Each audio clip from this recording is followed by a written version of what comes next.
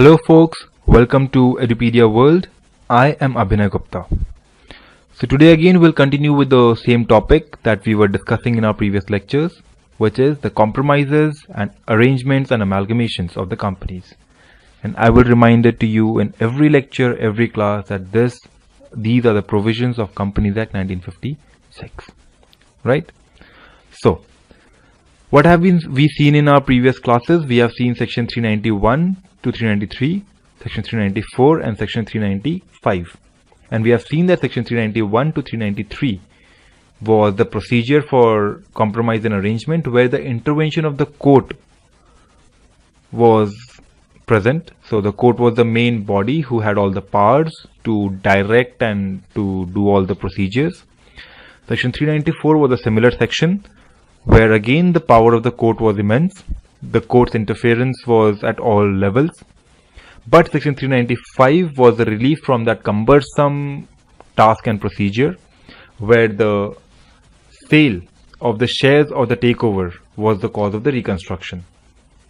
So there the transferee company offers the transferor company, gives or takes their share away. If there are some dissenting shareholders, they are being settled, and those are the people who can only approach the court, and that is the only point where the court will interfere in section 395. So these are the basic things that we have seen so far, and now we move ahead with the lecture today. So today we'll see section 396, the amalgamation of companies in public interest, right? So here what we say is that two or more companies will be amalgamated by the central government, and that will be done for the interest of the public, right? So in this case what we see is if the CG is asking two companies to amalgamate in public interest, then obviously the draft order for amalgamation will be prepared by the CG. So CG will prepare a draft order, and that draft order will be sent to both the companies, say company A Limited and company B Limited, right? Because CG wants them to be AB Limited because that will be in the interest of the public. And we'll have to keep one thing very important in our mind in this section is that the shareholders of A Limited and shareholders of B Limited, it's not only the shareholders, all the members, the creditors and the debenture holders of both the companies will have the same rights and same interest in the new company. So they will not be compromising any of their rights and interests. It is just that two companies are coming together for the benefit of the public, maybe because they want to make use of the economies of scale. They want to reduce the monopoly in the market. Maybe there's a technology in one that has to be absorbed with both the companies. There can be n number of reasons why the central government wants two companies to amalgamate into one, right? And that will be in the interest of the public, as we have discussed. So the first thing is the CG will prepare a draft order and pass it on to both the companies and ask them that this is the procedure, this is the order to be followed. Now please go ahead and amalgamate. So, and now when two companies are coming together, we have already said that the members, creditors and debenture holder will receive the same rights and interest. But that may not be the case in actual reality when the two companies are coming together.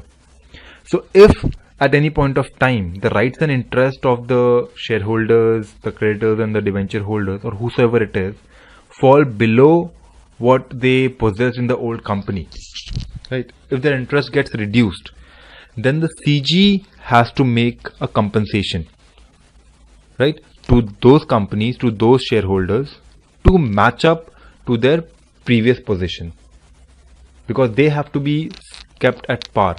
So if there is something lagging behind, then CG will decide what compensation needs to be given to them, right? And that will be done by an authority which is prescribed by CG. CG will allot an authority. Okay, you are the authority into this matter. Please go ahead and see if those people are not getting what they deserve. Please give them the compensation. And you will have to calculate what compensation do they deserve to come at par with what they had in the previous company. So that prescribed authority will determine the compensation, and then the amount of compensation and the parties to that compensation, like who are the people who will get that compensation. It may be only the creditors, it may be only the debenture holders, maybe only the members, or maybe all three of them or any two of them. So whatever be the case, right, that information will be published in the official gadget. So now that has come into official gadget already, then we move on to the next step. So next step is the appeal against determination of compensation. Now, if there is any person who is aggrieved, if there is any person who feels that due to the amalgamation, we are losing our shares, we are losing our interest, we are losing what we had in the previous company. And then, as per the step of the CG, the central government, there is a prescribed authority who has determined the extra compensation to them. And even then, if somebody is aggrieved that no, this is not our worth, we need something more. We had something more in our previous company. So the person who is aggrieved will make an application to the CLB to redetermine the compensation, because they are not satisfied with the compensation that has originally been given, neither with the compensation that has been prescribed or determined by the prescribed authority. And this appeal has to be made within 30 days from the date of publication into the official gazette. So the day the compensation was published in official gazette, that was the day when it was active and it was due to be given. So from that day, if you are actually aggrieved, you have a time span of 30 days within which you will have to approach the CLB with an application to please redetermine our compensation. We have not been given what we deserve. But as per this amalgamation, we were supposed to receive what we deserve, which means we were supposed to be at par with our position in our previous company. Right? So with this we move ahead is, the next step is the modification of the draft order. The CG had initially given a draft order, that was not a final order. Why? Because that was an amalgamation in public interest that the CG wants the two companies to come together. But yeah, there had been some problem because it wants it to be at par, their stakes to be at par, which was not the practical reality. So it had a prescribed authority to bring them to par. Again, then if they didn't come, then they could go ahead and appeal to the CLB. So these are the cases that would go under it, and there may be other suggestions and other objections that may pop up from the two companies. Right? So CG was prepared for these things. So it had given out a draft order. It will consider these things and reconsider these things and then formulate the final order. So as a procedure, CG rolls out the draft order to both the companies, and both the companies give their own observation, objection and suggestion, and that will be done within the time limit fixed by CG.